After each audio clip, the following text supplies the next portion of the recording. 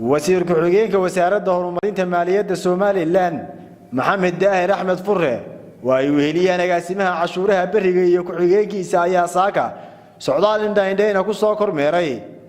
وها عشورها شنطة دقمو يا عاصمة هرقيسة يجونا أكور قلي سيدا يوسعطو شقادة عشور قبضكا وها عشورها عاصمة دو sidoo kale waxay warbixin ka dhageysteen mas'uuliyiinta waaxaha si ugu horeyna waxa halkaasi ka hadlay kana warbixiyay ujeedada kormeerkoodu daaran yahay agaasimo ku-xigeenka cashuuraha bariga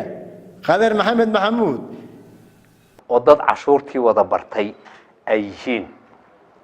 taawan isku soo dhaweynaya waana idinku bishaareynaya waxaan jecelahay rajiimkan cusub ee imika Musabbix hogaaminayo iyo maamulkiinan cusub ee wasaaradda maaliyadda wasiirka iyo wasiir ku-xigeenkaba iyo agaasimaha cusubba waxaan rajaynayaa idina halkii aan wadnay kor Maxamed Xasan Saleeman agaasimaha cashuuraha bariga ee wasaaradda horumarinta maaliyadda Soomaaliland ayaa isaguna bulshada ku booriyay inay soo bixiyaan cashuuraha ku baaqday dadaynu halkan u nimi waa laba arrimood waxaynu galay sanad cusub sanadkii hore uu dhamaaday waxaynu doonaynaa dadweynaha reer Soomaaliland inuu ku baraarujino inay gaadhay waqtigii cashuur bixinta dhamaan cashuurihii yani ma jiro wax cashuur oo cusub oo umadayna ku soo rognay cashuuri waa intii aad taqaaneen waa sidii fiicneed ee aad u bixin jirteen waxa weeyaan waxaynu galay sanad cusub waxaynu galay xukuumad cusub ay noo dhalatay ballanqaadyo fara badan baa jiray ballanqaadyadaasi waxa fulinaya uu cashuurta aynu bixino sida aynu bixino marka waxaynu dadweynaha Soomaaliland ku dhiirigelinaynaa sidii fiicneed ee cashuurta aad u bixin jirteen iyo si ka sii wanaagsan in aad u bixisaan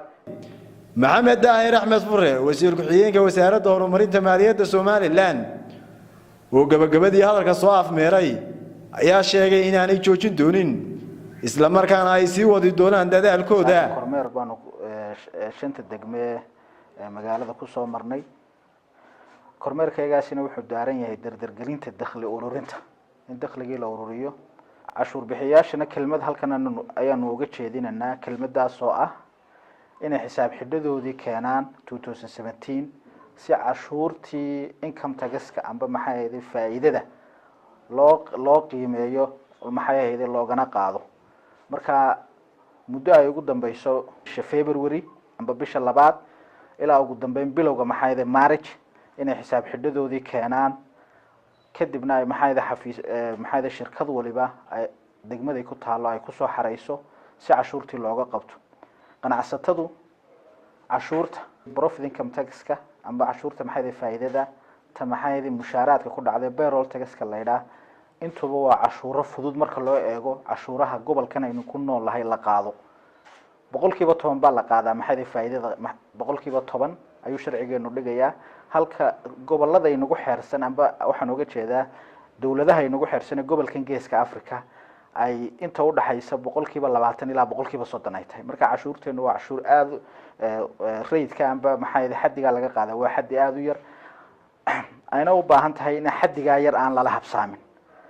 habsaamin waliba maxay ahayd qanacsatada waaweyn inay cashuurta iska bixiyaan profit income tax-ka leeyahay afkeenana lagu yiraahdo cashuurta macaashka ee sanadkiiba mar la xis waa Cabdiqani Xuseen Abukar Cabdiqani Baylo TV-ga caalamiga ee GTN TV Hargeysa